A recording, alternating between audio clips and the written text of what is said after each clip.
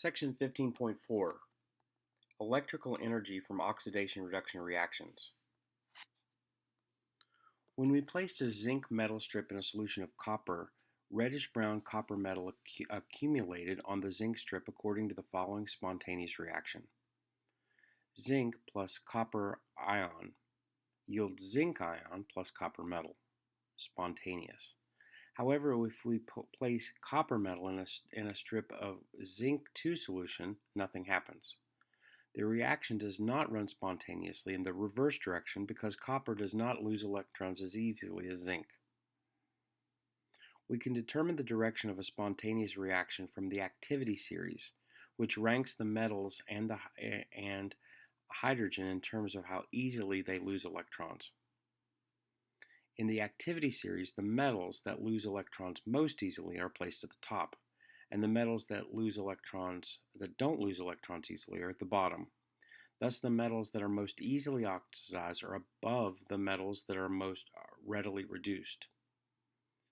Active metals include potassium, sodium, calcium, magnesium, aluminum, zinc, iron, and tin. In single replacement reactions, the metal ion replaces the hydrogen in the acid. Metals listed below hydrogen will not react with protons from acids.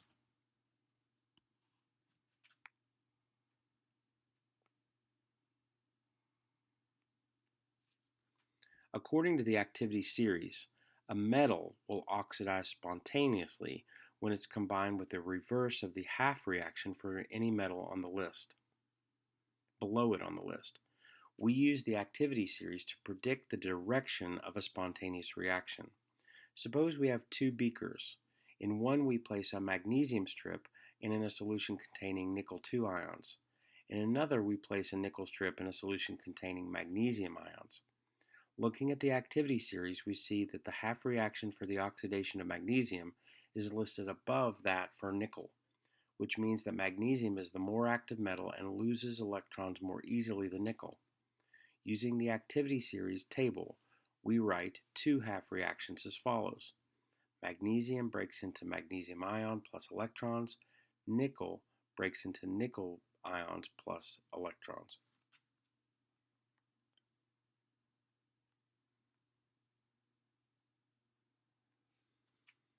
The reaction will be spontaneous is the oxidation of magnesium combined with the reverse reduction of nickel. Magnesium breaks into magnesium ion plus electrons. Nickel ion plus electrons reduces into nickel metal. Therefore, we combine the half reactions, which gives us the following overall reaction. Magnesium plus nickel ion yields magnesium ion plus nickel metal. However, a reaction between a magnesium strip and a solution containing potassium ions will not occur spontaneously. We determine this by looking at the two half reactions needed. Magnesium breaks into magnesium plus 2 electrons. Potassium plus an electron reduces to potassium metal.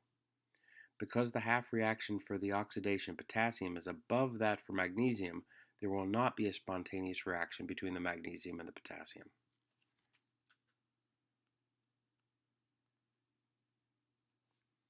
Voltaic cells. We can generate electrical energy from a spontaneous oxidation reduction reaction by using an apparatus called a Voltaic cell. The two half reactions still take place, but a cell that electrons must flow through an external circuit. For example, a piece of zinc metal in a copper solution becomes coated with a rusty brown coating of copper, while the blue color of the solution fades. The oxidation of the zinc metal provides electrons for the reduction of the copper 2 ions. We write the two half reactions as zinc reduces. Zinc metal oxidizes to zinc ion plus 2 electrons, and copper 2 ions plus 2 electrons reduces to copper.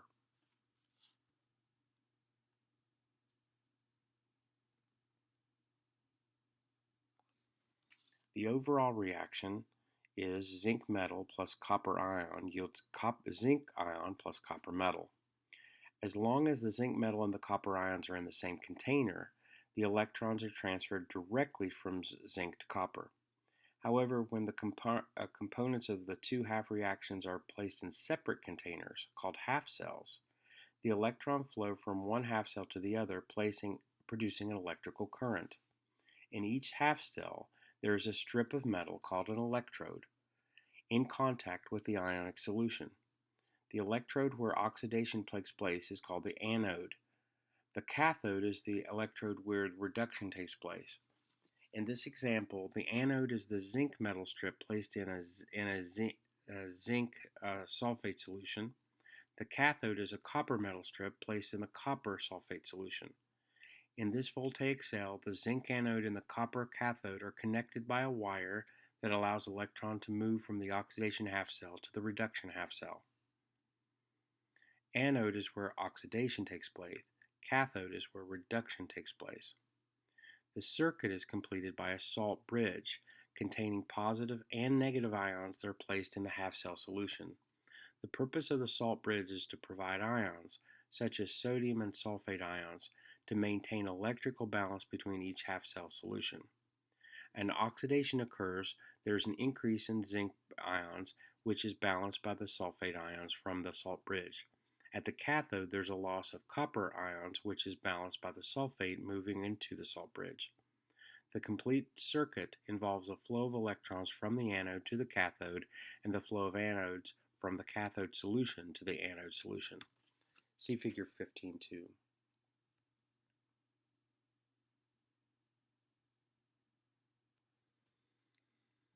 In this voltaic cell, the zinc anode is in the zinc solution.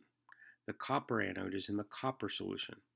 Electrons produced by the oxidation of zinc flow from the anode through the wire to the cathode, where they reduce the copper to copper. The circuit is completed by the flow of sulfate through the salt bridge.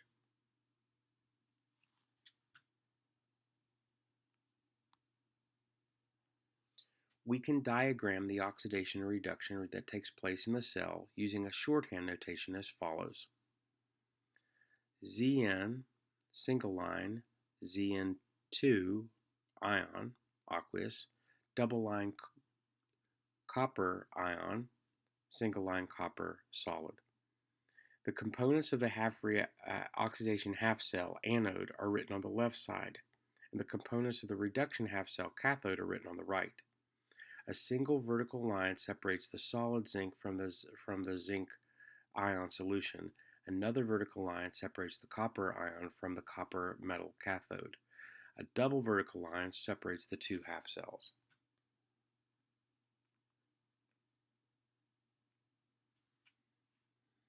In some voltaic cells, there's no component in the half reactions that can be used as an electrode. In this case, the inert electrode made of graphite or platinum are used for the transfer of electrons. If there are two ionic components in the cell, their symbols are separated by a comma. For example, suppose a voltaic cell consists of a platinum anode placed in a zinc solution and a silver cathode placed in a silver solution. The notation for the cell would be written platinum, zinc, or tin, tin 4 solution, silver aqueous, silver solid. The oxidation reaction of the anode is tin aqueous oxidizes to tin ion plus electrons, and the reduction reaction at the cathode is silver plus electron is silver metal. To balance the overall cell reaction, we multiply the cathode reduction by 2 and combine the two half reactions.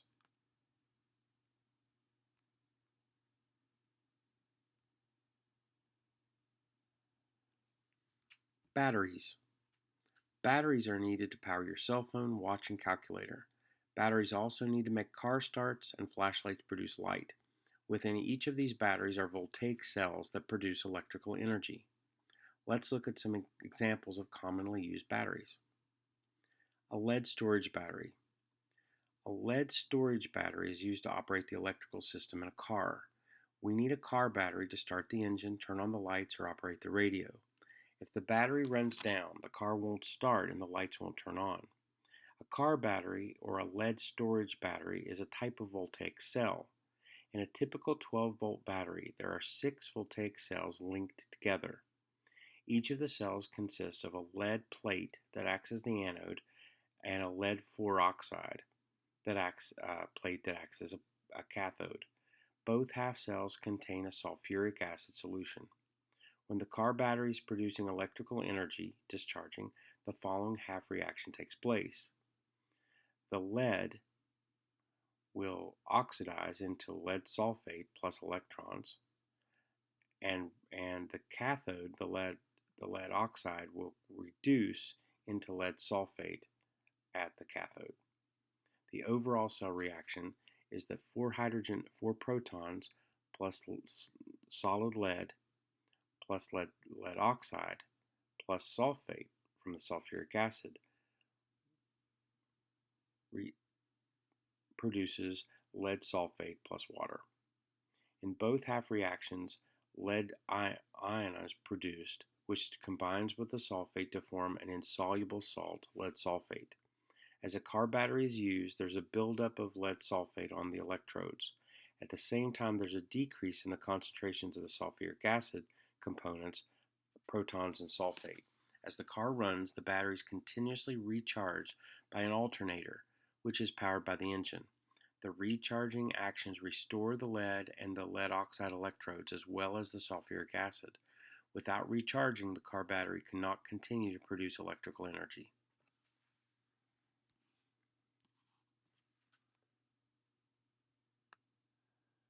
Dry cell batteries. Dry cell batteries used in calculators, watches, flashlights, and battery-operated toys. The term dry cell describes a battery that uses a paste rather than an aqueous solution. Dry cells can be acidic or alkaline. In an acidic dry cell, the anode is zinc metal that contains a paste of permanganate, ammonium chloride, zinc chloride, and water and starch. Within the permanganate, electrolyte mixture is graphite cathode.